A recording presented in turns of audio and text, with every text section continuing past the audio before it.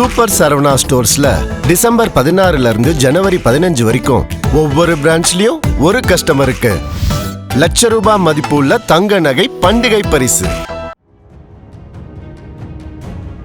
மதவாதம் அப்படின்றது இன்னைக்கு வட இந்திய மக்களிடையே ஒரு அரசியல் முழக்கம் கிடையாது. உத்தராஷ்டிரா மாறணும்னா இவங்க கிடையாது நாடு, இவங்க கார்பரேட்டுக்கு சொந்தக்காரங்க. 10 ஆண்டு கால மோடியினுடைய ஆட்சியில இந்த மக்கள் பெனிஃபிட் எதுவும் அடையலை.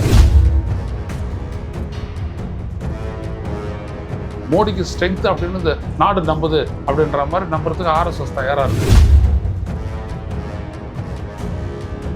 அமித்ஷா சொல்றாரு, நாங்க அடுத்தபடியாக அங்கே ஸ்வீப் பண்ண போறோம், திமுக தொடச்செறிய போறோம்னா it is not an ordinary statement. Modi அவங்க கிட்ட சிக்கி இருக்கிறாரு, அது மட்டும் தெரியும். RSS கிட்ட மோடியை பத்தியும் அமித்ஷா பத்தியும் சில விடயங்கள் அவங்களுக்கு போய் சேர்ந்துருக்கணும். எனக்கும் வந்துச்சு, பட் அதை நம்ம cannot reveal it. இதை வந்துட்டு RSS விரும்பல. ஸோ அமித்ஷாவையும் மோடியும் நீக்கணும் அந்த சீரை விட்டு அப்படின்னு அவங்க பண்றாங்க.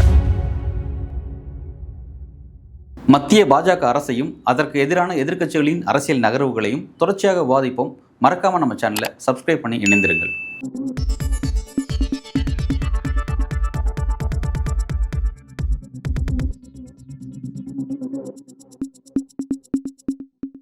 வணக்கம். இன்றைக்கு நம்முடன் அரசியல் பேசுவதற்காக மூத்த பத்திரிகையாளர் திரு ஐயநாதன் அவர்கள் இணைந்திருக்கிறார். வணக்கம். இப்போ தேசிய அரசியலில் என்ன நடந்துட்டு இருக்குன்னு பேச வேண்டியதாக இருக்குது. நேற்றைய வரையும் பாஜகவையும் RSSையும் குறிப்பாக மோடியும் ரொம்ப ஆதரித்து பேசிட்டு வந்த அர்ணப் கோஸ்வாமி போன்ற நபர்கள்லாம் வந்து இன்றைக்கு மோடிக்கு எதிராக ரொம்ப காட்டமாக ஆர்குமெண்ட்ஸ் பண்ணுறாங்க, டிபேட் நடத்துகிறாங்க, கோவப்படுறாங்க. பெரிய சிக்கல் போயிட்டு இருக்கு. பல இடத்துல கூட ஜெர்னலிஸ்ட் பாஜகவுக்கு எதிராக மோடிக்கு எதிரான ஸ்டாண்ட் எடுக்கிறத நம்ம தொடர்ச்சியாக பார்க்க முடியுது. என்ன நடக்குது சார்? தேசிய RSS வலிமையாக இவரை எப்படியாச்சும் இறக்கிடணும் அப்படின்னு பார்க்குறாங்க. ஓகே, அதாவது போன 2024 மக்களவைத் தேர்தலுக்கு முன்னாடி நடந்த உத்தரப்பிரதேசம் நடந்த மக்களவைத் தேர்தலே நீங்கள் பார்த்தீங்க அப்படின்னா மிகப்பெரிய அளவுக்கு 43 சீட் அங்கே பாஜக இழந்துச்சு. சமாஜ்வாடி காங்கிரஸ் கூட்டணி கிட்டே இழந்துச்சு. அது இண்டிகேஷன் என்ன அப்படின்னா, இவர் ஒரு க்ரௌடு புல்லரோ ஒரு ஓட்டு புல்லரோ கிடையாது. அது எப்போ முடிவு எடுத்துட்டாங்க. ஸோ வேற ஒருத்தர் அந்த இடத்துக்கு கொண்டு வரணும். அது RSSனுடைய சாய்ஸ் பார்த்தீங்கன்னா யோகி ஆதித்யநாத். ஸோ இவங்களுடைய இது என்னன்னா யோகி ஆதித்யநாத்தை வீழ்த்தணும் அப்படின்னு இவங்க முடிவெடுத்தாங்க. அதுக்கப்புறம் தான் அங்கே ஒரு பை எலெக்ஷன் நடக்குது. உங்களுக்கு நடப்பிருக்கும்னு நினைக்கிறேன். ஒரு 10-11 தொகுதி பை எலெக்ஷன். அது அப்படியே என்ன பண்ணிட்டாங்க, பிஜேபி மோடியும் அமித்ஷாவும் ஒதுக்கிட்டாங்க. அது முழுக்க அவர்கிட்டே விட்டாங்க. தோத்தா அவர் மேலே அப்படியே போட்டுடலான்ட்டு. அதில் அவர் ஜெயிச்சிட்டார். 10ல் 9 ஜெயிச்சுட்டார். அவர் ஜெயிச்சு அவர் இடத்த தக்க வச்சுக்கிட்டார். இப்போ அங்கே போட்டிருக்கக்கூடிய பாஜக தலைவர் கூட அவருடைய சாய்ஸ் தான். யார்? யோகி ஆதித்யநாத் நினச்சது. இவரை 75 வயசுல தூக்கி போடணும்னு முடிவு எடுத்தாங்க. அப்போ முடியலை. இப்போ அதுக்கான முயற்சியில் மறுபடியும் ஈடுபட்டிருக்கிறாங்கன்னு தெரியுது. அதாவது என்னன்னா, மதவாதம் இதை நான் ஏற்கனவே சொல்லியிருக்கேன். மதவாதம் அப்படின்றது இன்னைக்கு வட இந்திய மக்களிடையே ஒரு அரசியல் முழக்கம் கிடையாது. நான் ஹிந்துத்வா, இந்து ராஷ்டிரா, ஜெய் ஸ்ரீராம், பாரத் மாதா கி ஜெய், இதெல்லாம் ஓட்டு புல்லர் கிடையாது. ஏன் அப்படின்னா, எந்த இடத்துலையும் இவங்களுடைய இந்த 10 ஆண்டு கால மோடியினுடைய ஆட்சியில் இந்த மக்கள் பெனிஃபிட் எதுவும் அடையலை. முடிஞ்சு போச்சு. எல்லாமே கார்பரேட்டுக்கு தான் போச்சு. முடிஞ்சு போச்சுங்களா? அதனால் என்ன பார்க்குறாங்க அப்படின்னோம்னா, நம்ம வேற ஒரு தலைமையை கொண்டு வேற ஒரு எஜெண்டாவை நம்ம கொண்டு இந்த மக்களிடையே கொண்டு போகணும். அப்போ தான் நம்மளுடைய அந்த சோஷியோ பொலிட்டிக்கல் எஜெண்டா நீக்கும் அப்படின்னு அவங்க நினைக்கிறாங்க. ஸோ அமித்ஷாவையும் மோடியும் நீக்கணும் அந்த சீரை விட்டு அப்படின்னு அவங்க பார்க்குறாங்க. அதுக்கு இவங்க ரெசிஸ்டன்ஸ் கொடுக்குறாங்க. பாஜக அந்த ஆட்சி அதிகாரத்தை மோடினாலே அமித்ஷாவினாலே இழந்துடக்கூடாது அப்படின்றது RSSனுடைய கணக்கு. அது என்ன இருந்தாலும் RSSனுடைய அரசியல் நீட்சி தான் பிஜேபி. அதை நம்ம வச்சுக்கணும். இவங்க என்ன பண்ணிட்டாங்க, பிரித்து அவங்களோட அதிகாரத்துக்கு உட்பட்ட அமைப்பாக பிஜேபியை மாற்றிட்டாங்க. எங்கே பார்த்தாலும் அப்படிதான். அண்ணாமலையிலேருந்துட்டு நயனா நாகேந்திரன் வரைக்கும் எல்லாரும் பிஜேபியில் மோடி அமித்ஷா ஆட்கள் தான். ஸோ இப்படி அவங்க கொண்டு போகிறாங்க. இதை RSS விரும்பலை. ஒன்று, மறுபடியும் இந்த எஜெண்டா வச்சுக்கிட்டு இந்த இயக்கம் அப்படியே போனோம், இது உத்தராஷ்டிரா மாறணும்னா இவங்க கிடையாது ஆடு, இவங்க கார்பரேட்டுக்கு சொந்தக்காரங்க, வேர்ல்டு பேங்க்கு சொந்தக்காரங்க, IMF சொந்தக்காரங்க, இவங்க வேணாம் அப்படின்னு சொல்லிட்டு அவங்க வேற மாதிரி அவங்க பண்ணுறாங்க. அந்த தான் அதில் தெரியுது. இப்போ ஏதோ ஒரு விடயத்தில் ஏதோ பல விடயங்களில் மோடி அவங்க கிட்ட சிக்கியிருக்கிறாரு. அது மட்டும் தெரியுது. யார்கிட்ட சிக்கியிருக்கிறாரு? RSS கிட்ட. ஓகே. மோடியை பற்றி சில சீக்ரெட்ஸ் எல்லாம் அவங்ககிட்ட வந்துருக்குது போல. அதை வெளியில் விட்டாங்க அப்படின்னோம்னா அது பெருசாக ஆகும். அது இனி வரும் காலத்தில் அதை பார்க்கலாம். இப்போ இந்த பிரச்சனை எங்கேருந்து ஆரம்பிக்குது அப்படின்னா, இந்த விவாதங்கள் எங்கேருந்து ஆரம்பிக்குதுன்னா, தேசிய ஊடகங்கள் எப்படி இந்த விஷயம் ஆரம்பிக்குது அப்படின்னா, இந்தியாவுடைய முதல் பவர் சென்டர் மோடி, ரெண்டாவது வந்து அமித்ஷா, மூன்றாவதாக வந்து ஹிடன் அஜெண்டாவா, அதாவது மறைமுகமாக இருக்கக்கூடிய நபராக இருக்கக்கூடியவர் வந்து ஹிரேன் ஜோஷி. இவர் வந்து காணோம், அவர் எங்கே போயிட்டார், இப்போ அவரை யாராலையும் பார்க்க முடியல. பிரதமர் அலுவலகத்தில் வந்து அவர் ஒரு போஸ்டில் நியமிக்கப்பட்டிருந்தார், இப்போ அவர் அங்கே காணோம். அப்போ அவர் மூலமாக வேற விஷயங்கள் வந்து நடந்துட்டு இருக்கு அப்படின்ற மாதிரி யார் அங்கே நேஷன் வாண்ட்ஸ் டு நோ, அவர் எங்கன்னு தெரிஞ்சுக்கணும் அப்படின்ற மாதிரி தான் அந்த விவாதத்தை வந்து அர்ணப் கோஸ்வாமி போன்ற நபர்லாம் ஆரம்பிக்கிறாங்க. அது எங்கே போயிட்டு இருக்கு? அர்ணப் கோஸ்வாமி இந்த சேம் பீப்புள் இதுக்கு முன்னாடி இருந்த தேர்தல் கமிஷனர் எங்கே போனாங்கன்னு விசாரிச்சாங்களா? அவங்களே தான் தேடிட்டு இருக்கிறாங்க, யாருமே இல்லை. இந்த மாதிரி நிறைய பேர் அந்த மாதிரிலாம் இருக்கிறாங்க. குடியரசு துணைத் தலைவர் ஜெகதீப் தன்கர் பார்த்தீங்கன்னா வெளில வராது அப்படின்ட்டு இவங்க அத்வானியை கட்டுப்படுத்தி நீ வெளியில வந்து பேசக்கூடாதுன்னு சொன்னவங்க அந்த 2 பேரும். பின்னாடி போயிட்டு உட்காருன்னு சொல்றாரு அமித்ஷா. இங்க உட்காந்துட்டு இருக்கிறவரு யூ கோ பேக் அப்படின்னு சொல்றாரு. இவர் இறங்கி பின்னாடி போறாரு. அவரு யாரு? அத்வானி பின்னாடி போறாரு. யார் அத்வானி? இவர் அத்வானியினுடைய புரொட்டிஜி. யாரு? சிஷ்யா இவர் மோடி. இவங்க சொல்றாங்க. ஸோ அந்த பவர் அப்படின்றதெல்லாம் வந்துட்டு இதெல்லாம் குஜராத்தி அந்த பிராமின் கல்ச்சர் அதெல்லாம் ரொம்ப சகஜம். அதெல்லாம் நம்ம இப்போதான் புரிஞ்சுக்கிறோம். இவங்க நான் பிராமின்ஸ் ஆச்சு. இவங்க நான் பிராமின் நம்ம சொல்லிக்கிறோம், அவ்வளோதான். நம்ம சொல்லிக்கிறோம் இவங்களாம் நான் பிராமினா இல்லை அப்படின்னு நம்ம சொல்கிறோம். ராஜேந்திர பிரசாத் கூட ஆர்எஸ்எஸ் தலைவராக இருந்தார். இஸ் நாட் அ பிராமின் அப்படிலாம் வந்து ஆர்எஸ் சொன்னாங்க. ஆனால் அந்த கோர் ஐடியாலஜி இருக்கு இல்லையா, அதில் மாறுபடாதவங்க இவங்க. அதுதான் ரொம்ப முக்கியம். ஸோ இவங்களுடைய நோக்கமே என்ன அப்படின்னோம்னா எஸ்டாப்ளிஷிங்கான இந்து ராஷ்டிரா. இப்போ வலிமையான ஒரு இடம் வந்துருச்சு அப்படின்னு அவங்க நினைக்கிறாங்க. இப்போ பீகாரில் ஜெயிச்ச விதம் வந்துட்டு என்ன அப்படின்னீங்கன்னா முழுக்க வந்துட்டு வெறும் ஒரு சதினால தான் ஜெயிச்சிருக்கிறாங்க. வேறு எதுவுமே கிடையாது. 1.5 கோடி பேருக்கு வந்துட்டு 10,000 ரூபாய் பணத்தை போட்டுவிட்டு 47 லட்சம் பேரை வாக்காளர் பட்டியலிருந்து நீக்கிவிட்டு அதில் பெண்களில் பெருமளவுக்கு நீக்கிவிட்டு அப்படிதான் இந்த தேர்தலே நடந்திருக்குது. ஸோ இப்படிதான் ஜெயிச்சிருக்கிறாரு. அதனால மோடிக்கு ஸ்ட்ரென்த் அப்படின்னு இந்த நாடு நம்புது அப்படின்ற மாதிரி நம்புறதுக்கு ஆர்எஸ்எஸ் தயாரா இல்லை. ஆர்எஸ்எஸ்க்கு தெரியும் யாரை எங்கே வந்துட்டு நம்பி வெளியில் எடுக்கிறது அப்படின்றது தெரியும். ஸோ அந்த டஸ்ஸில் தான் இப்போ நடந்துட்டு இருக்குது. இதில் வந்துட்டு நல்லது நடக்கும், இந்த நாட்டினுடைய அரசியல் மாறும் அப்படிலாம் நம்ம நினைக்க கூடாது. ஆரவழி மலைத்தொடர் ஒரு பிரச்சனை போயிட்டு இருக்கு. டெல்லி, ஹரியானா, ராஜஸ்தான், உத்தரப்பிரதேஷ் உள்ளிட்ட அந்த பகுதிகளுக்கு ஒரு பாதுகாப்பு இருக்கக்கூடிய அந்த மலைத்தொடரில் வந்து சமீபத்தில் உச்சநீதிமன்றம் கொடுத்த அந்த உத்தரவு அப்படிங்கிறது பெரிய சிக்கலாக மாறிச்சு. இது பற்றி கூட அர்ணப் கோஸ்வாமி வந்து முன்னாள் சிஜே ஆஃப் இந்தியா திரு கவாய் ஒரு இன்டர்வியூ கூட எடுத்திருந்தார். அவரோட ரிபப்ளிக் சேனலில் ஒரு இன்டர்வியூ எடுத்து போட்டிருந்தாரு. எப்படி நீங்கள் அப்படி தீர்ப்பு கொடுத்தீங்க அப்படின்னு சொன்னாங்க. இப்போ அந்த இடத்துல வந்து பார்த்தீங்கன்னா மத்திய சுற்றுச்சூழல் அமைச்சகம் அமைச்ச அந்த குழு கொடுத்த அறிக்கையின் அடிப்படையில் தான் அப்படி ஒரு தீர்ப்பு வந்து பெறப்பட்டுச்சு. இப்போ இன்றைக்கு வரக்கூடிய விஷயம் என்ன வருதுன்னா, நேற்றைய தினம் வந்து சிஜே சூரியகாந்த் தலைமையிலான அந்த அமர்வு வந்து என்னன்னா அந்த விஷயத்தை ஸ்டே பண்ணி வச்சிருக்காங்க. அதை வந்து அதை தற்போதைக்கு இப்போ நிறுத்தி வச்சிருக்காங்க. இந்த விவகாரத்துல தான் அந்த பிரச்சனை ஆரம்பிக்குது. இந்த தேசிய ஊடகத்தில் விவாதமே இந்த மாதிரியான ஒரு ஆரவழி மலைத்தொடர், இந்த மலைத்தொடரில் வந்து கார்பரேட் நலனுக்காக பல விஷயத்தை ஓப்பன் பண்ணி விட்டுருக்காங்க, பெரிய சிக்கல் விஷயமா மாறிட்டு இருக்கு அப்படின்ட்டு ரொம்ப காட்டமாக கொந்தளிச்சு பேச ஆரம்பிக்கிறாங்க. இந்த விவகாரத்தை எப்படி நீங்க புரிஞ்சுக்கலாம் sir?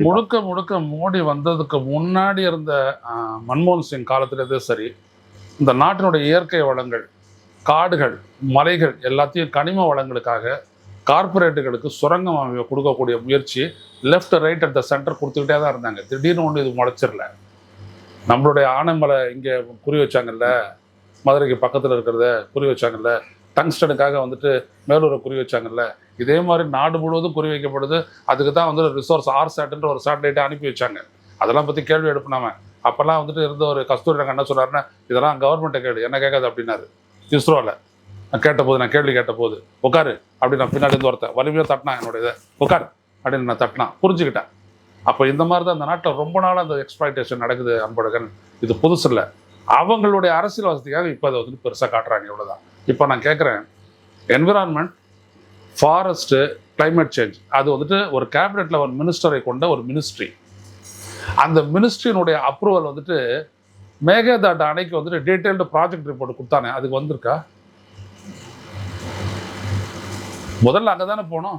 What is environment, forest? ஒரு திட்டத்துக்கு நீ கொடுத்த அப்படின்னோம்னா சூழலும் வனப்பகுதியும் வனத்தில் வாழக்கூடிய விலங்குகளும் பாதிக்கப்படும்னா அதை முதல்ல அவன் அப்ரூவ் பண்ணவே மாட்டான். 5000 சதுர மைல் வந்துட்டு சதுர கிலோமீட்டர் வந்துட்டு நீரில் மூழ்கும், முடிஞ்சு போச்சு, அதனால் இது கிடைக்கவே கிடைக்காது அப்படின்னு சொல்லிட்டு இருந்தாங்க. ஆனால் என்ன சொல்கிறாங்க இன்னைக்கு நீர்வள அமைச்சகம், நீங்கள் உங்களுக்குள்ளே பேசுங்க அப்படின்றாங்க. என்விரான்மெண்ட்டை பற்றி யாருமே கண்டுக்கல. என்விரான்மெண்ட் கொடுக்காம எதுவுமே நடக்காது. அப்போ எப்படி ஆரவல்லி மலை தொடருக்கு மட்டும் அது வருது? இங்கே கோவாவில் இருக்கக்கூடிய காட்டுப்பகுதியில் என்ன பண்ணாங்க? எல்லா இடத்துலையும் நீங்கள் பார்த்தீங்கன்னா வளங்கள் இருக்குது, அவ்வளோதான். அதை நோண்டு அதுக்கு வந்துட்டு பாசிட்டிவாக நீ வந்துட்டு கொடு, இல்லாட்டி வாய் போத்துட்டு பேசாதுரு, அவ்வளோதான். என்வரான்மெண்ட் மினிஸ்ட்ரிக்கு ஒரு மினிஸ்டரை போட்டு இவங்க உட்கார வச்சாங்க. இது மன்மோகன் சிங் காலத்துலேருந்து நடக்குது. நான் பட்டவர்த்தனமாக சொல்கிறேன். மோடி 2020 ஆகஸ்ட்டில் ஒரு நோட்டிஃபிகேஷன் கொடுக்குறாங்க. அந்த நோட்டிஃபிகேஷன் என்ன அப்படின்னம்னா, சுற்றுச்சூழலை பாதிக்கக்கூடிய எதை பற்றியுமே அமைச்சகம் ஒன்று இருக்குது. அது இல்லாத ஸ்டேட்டினுடைய அந்த சுற்றுச்சூழலினுடைய அந்த இம்பேக்ட் கமிட்டி அப்படின்னு ஒன்று இருக்கும். ஸ்டேட்டுக்கு இருக்கும், இந்திய ஒன்றிய அரசுக்கு இருக்கும், அந்த அமைச்சகத்துக்கு இருக்கும்.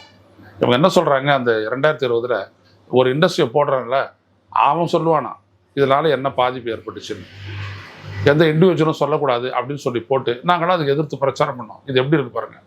ஒரு இண்டஸ்ட்ரினால என்ன பாதிப்பு ஏற்படும் அப்படின்றத அந்த இண்டஸ்ட்ரியை சொல்லுமா. இப்படி ஒரு நோட்டிஃபிகேஷன் கொடுத்துருக்குறாங்க. எங்கே போச்சு அப்போ நீதிமன்றமெல்லாம், எங்கே போச்சு என்விரான்மெண்ட்? அதனால் இப்போ இருக்கக்கூடிய இஷ்யூ பொலிட்டிக்கலாக நடக்கக்கூடிய ஒரு பவர் ஸ்ட்ரகிள். அதனால் இது வெளியில் வருது, அவ்வளோதான்.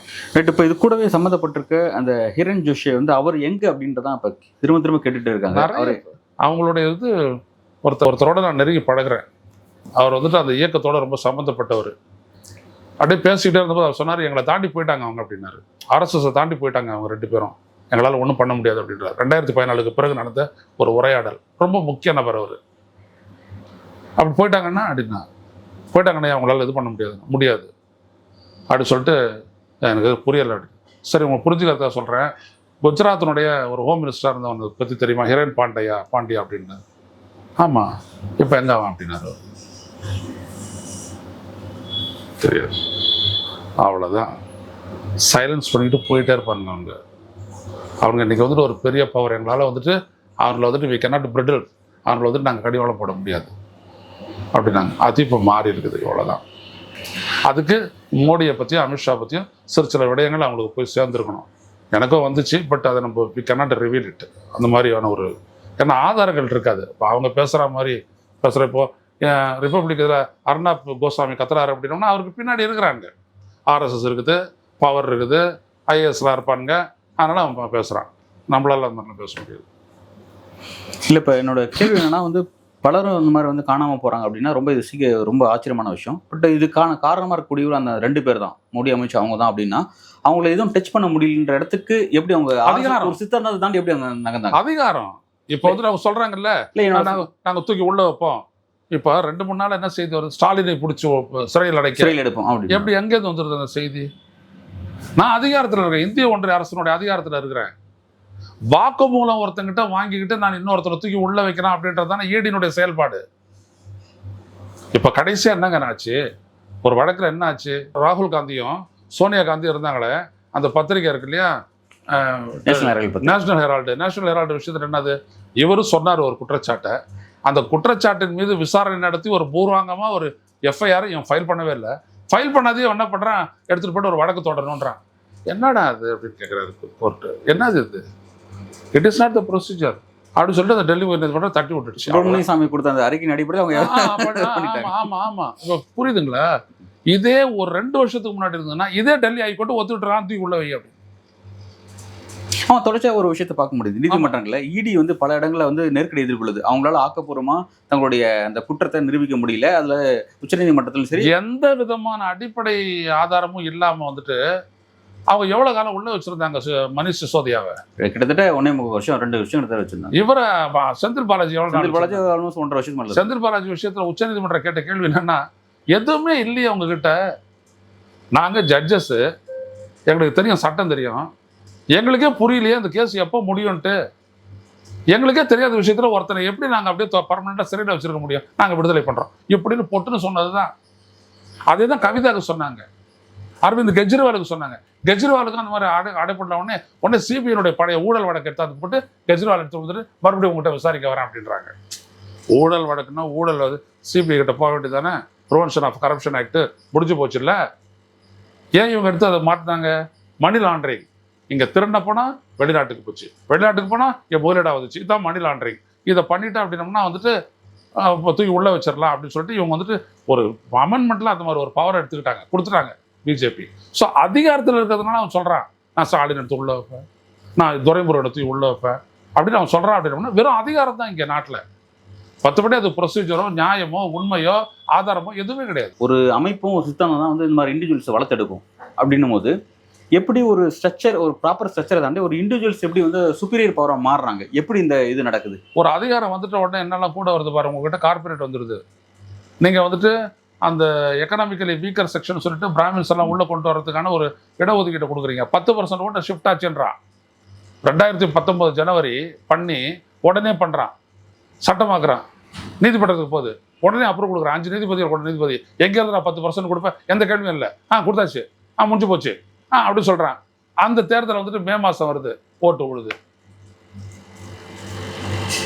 எவ்வளோதான். இப்போ அவன் அந்த செக்மெண்ட் அப்படியே வந்துருமா? கார்பரேட் செக்மெண்ட் வந்துருதா? வெளிநாட்டு சக்திகள்லாம் மோடியோடு இருக்காங்களா? ஆர்எஸ்எஸ் என்ன பண்ண முடியும்? பிராமணர்கள் இருக்காங்க. பிராமணர்களுக்கு வந்து யார் தேவைன்றது அவங்களால பிரித்து பார்க்க முடியல. இவங்க வந்து இண்டிவிஜுவல்ஸ், மோடி அமித்ஷா இண்டிவிஜுவல்ஸ், ஆர்எஸ்எஸ்ங்கிறது தங்களுக்கான ஒரு அமைப்பு. அப்படி இருக்கும் பொழுது அதோட தலைமை இன்னும் ஒரு பிராமின் தான் இருக்காங்க. ஆர்எஸ்எஸோட தலைமை பிராமின் தான் இருக்காங்க. பட் பாஜகவோட தலைமை இன்னைக்கு வேற யாரெல்லாம் மாறிட்டாங்க. அப்படி இருக்கும்போது பிராமின்ஸ்க்கு பிரித்து பார்க்க தெரியாது. எப்படி இந்த விஷயத்துக்காக டக்குன்னு வந்து ஒன்று மட்டும் நீங்கள் புரிஞ்சுக்கங்க.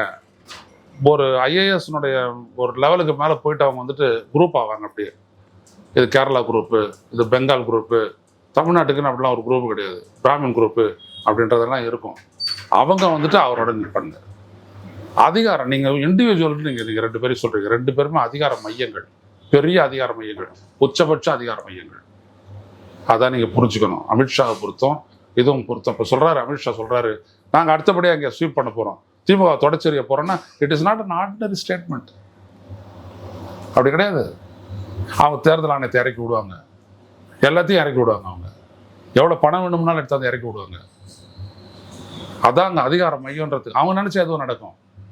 இங்கே இருக்கிற அரசுக்கு எதுவும் நடக்க கிடையாது. ஏன்னா இதனுடைய அதிகாரம் ஸ்டேட்டு, அது சென்ட்ரல் கவர்மெண்ட்டு. அப்படிதான் இங்கே இருக்குது. இப்போ நீங்கள் ஏற்கனவே குறிப்பிடாமல் இடையில நீங்கள் ஒரு விஷயத்தை குறிப்பிட்டீங்க, அதை பற்றி நான் கேட்குறேன். இப்போ பாஜகவுடைய தலைவராக நிதின் நபீன் வந்து தெரிவு செய்யப்பட்டிருக்கார், பீகார் கேடர் தெரிவு செய்யப்பட்டிருக்காரு. அப்படின்னா அவர் அந்த இடத்துல கொண்டு வந்ததோடைய விஷயத்தில் ஆர்எஸ்எஸ் ரோல் எந்த அளவுக்கு இருக்காது? ஆர்எஸ்எஸ் ரோல் கிடையாது. அது முழுக்க முழுக்க மோடி அமித்ஷாவோட தெரிவு தான். நடுவில் வந்துட்டு அந்த 75வது வயசை கிராஸ் பண்ணிட்ட உடனே அவருக்கும் இவங்க 2 பேருக்கும் நடுவில் ஒரு காம்ப்ரமைஸ் வந்துச்சு. அதுக்கப்புறம் முடிஞ்சு போச்சு. இப்போ இந்த கூட அதாவது ஆர்எஸ்எஸ். என்னோட கேள்வி என்னன்னா, இப்போ ஆர்எஸ்எஸ்க்கு, குறிப்பாக ஆர்எஸ்எஸ் தலைவராக இருக்கக்கூடிய மோகன் பகவத்துக்கு மோடி அமித்ஷா சிக்கல் பிரச்சனையாக இருக்காங்க. அப்படின்னா மோடிக்கு ஒரு நெருக்கடி ஏற்படுத்துகிற மாதிரி மோகன் பகவத் தனக்கு 75 வயசை டச் பண்ணதும் அவர் வந்து தன்னோட பதவியை ராஜினாமா பண்ணிட்டு இதுதான் வந்து ஒரு என்ன சொல்ற ஒரு நியாயமான ஒரு நடைமுறையை ஃபாலோ பண்ணிக்கலாம், இதுதான் நியாயமான நடைமுறை, இது வந்து ஒரு எல்லா காரியகர்தான் இதை ஃபாலோ பண்ணணும் அப்படின்னு சொல்லியிருக்கலாம். அவரும் அதை செய்யலை. அப்போ மோடி அதை செய்யக்கூடாது இல்லை? இப்போ அவரோட கணக்குப்படி பார்த்தா இந்த ஒரு பதவியில் ஒருத்தர் எடுத்து வந்து உட்கார வச்சுட்டோம் அப்படின்னா அவர் எடுக்கக்கூடிய பாலிசி டிசிஷன் தான் கணக்கு. கார்பரேட்டுகளுக்கு, பிராமணர்களுக்கு, வெளிநாட்டு சக்திகளுக்கு அவங்களுக்கு சாதகமான ஒரு முடிவுகளை எடுத்துட்டு இருக்காரு மோடி. அவர் எப்படி டிஸ்டர்ப் பண்ணுறது அவங்க விடுவாங்க? விட மாட்டாங்க. அதனால மோடி இருப்பார். அது ஆர்எஸ்எஸ் ஒன்றும் பண்ண முடியாது. சரி, ஓகே. இப்போ ஆர்எஸ்எஸ் இப்போ ஒரு ஸ்டாண்ட் எடுக்க ஆரம்பிச்சிருக்காங்க. இப்போ நீங்கள் சொன்ன இப்போ வந்து இதனால் வரையும் பார்த்தீங்கன்னா வந்து தேசிய ஊடகங்களில் எல்லாமே கோடி மீடியாவாக தான் இருந்துச்சு. எல்லாமே வந்து ஒரு டிபேட் ஃபுல்லாகவே பார்த்தீங்கன்னா மோடிக்கு ஆதரவாக தான் இருக்கும், பாஜக ஆதரவாக இருக்கும். அது எப்படிப்பட்ட ஒரு சூழல் மாறாலும் சரி அவங்களுக்கு ஆதரவாக தான் போயிட்டு இருந்துச்சு. இப்போ சில முக்கியமான சேனல்ஸ், அந்த சேனல்ஸோட ஹெட் எல்லாம் வந்து பார்த்தீங்கன்னா இப்படி மோடிக்கு எதிராக திரும்புறாங்க. அப்படின்னா இப்போ இந்த இடத்துல வந்து பேக்ரவுண்ட் ஆர்எஸ்எஸ் தான் இருக்குது அப்படின்னு நீங்கள் சொல்கிறீங்க. அப்படி இருக்கும்பொழுது இதோட இல்லாத எப்படி இயங்க முடியும்? ஓகே, அதான் கேட்குறேன். இப்போ இது டுவர்ட்ஸ் இது அடுத்த கட்டமாக எதை நோக்கி நகரும்? எந்த அளவுக்கு இந்த விஷயங்கள் எவ்வளோ தூரம் போகும்? அவங்களுக்குள்ள அந்த டசல், அந்த எடுபறிக்கு போகும். எடுபறிக்கு போகும்போது சில உண்மைகள்லாம் வெளில வரும். எங்கன்னா ஆனார் அவர் அப்படின்னு கொஞ்ச நாள் பொறுத்தவொடனே இன்னொரு தொலைக்காட்சி வந்துட்டு அவர் என்ன ஆனார் அப்படின்றது வரும். இந்த நாட்டில் என்னதான் நடக்குது அப்படின்ட்டு இன்னொரு இதாகும். அப்புறம் கொஞ்சம் கொஞ்சமாக மற்ற ஸ்டேட்டுக்கு இல்லாமல் அப்படியே பெர்கோலேட் ஆகி வரும். அப்படிதான் வரும். நானும் அன்பழகன்னு பேசுகிறோம். ஆழமான ஒரு அரசியலை நாங்கள் பேசுகிறோம். புரிஞ்சுக்கிறது என்ன அப்படின்னோம்னா, அதிகாரம் அப்படின்றது எப்படி செயல்படுது, எப்படி இயக்கப்படுது, எப்படி அது இயங்குது அப்படின்றத புரிஞ்சுக்கங்க. இதனால தான் நம்ம சொன்னோம் மூலமாக இவிஎம் இருக்குது அப்படின்னு நம்ம சொன்னதுக்கு காரணமே தான். இது வந்துட்டு ஆட்சிக்கு ஒருத்தன் வந்துட்டான்னா அவனை அப்படியே தக்க வைக்க முடியும். ஓட்டு போடுற ஃபீலிங் தான் உங்களுக்கு. ஓட்டு நீங்கள் போட்ட மாதிரிலாம் அமையாது. இதுதான் இங்கே இந்த நாட்டினுடைய தலையெழுத்தை நிர்ணயிக்கக்கூடிய விஷயம். இதை கார்பரேட் கண்ட்ரோலில் இருக்குது. இதுதான் இன்றைக்கி வந்துட்டு அவங்களுடைய அதிகாரத்தை தருது. அதனால தான் ஒரு பவர்ஃபுல்லான ஒரு அமைப்பை எதிர்த்து மோடி அமித்ஷாவும் இவ்வளோ பவர்ஃபுல்லாக அவங்க இருக்கிறாங்க. அதை புரிஞ்சுக்கோங்க. இந்த 2 சுப்பீரியர் பவர் உருவானதுக்கு அப்புறம் வந்து இந்தியாவுடைய சிஸ்டமே மிகப்பெரிய கொலாப்ஸ் நோக்கி நகர்ந்துட்டு இருக்கு அப்படிங்கிறத நீங்கள் குறிப்பிடுறீங்க. ஆர்எஸ்எஸ் வர்சஸ் மோடி இந்த போட்டியில் யார் ஜெயிக்கிறாங்க அப்படிங்கிறத பொறுத்திருந்து பார்க்கலாம் சார். நன்றி.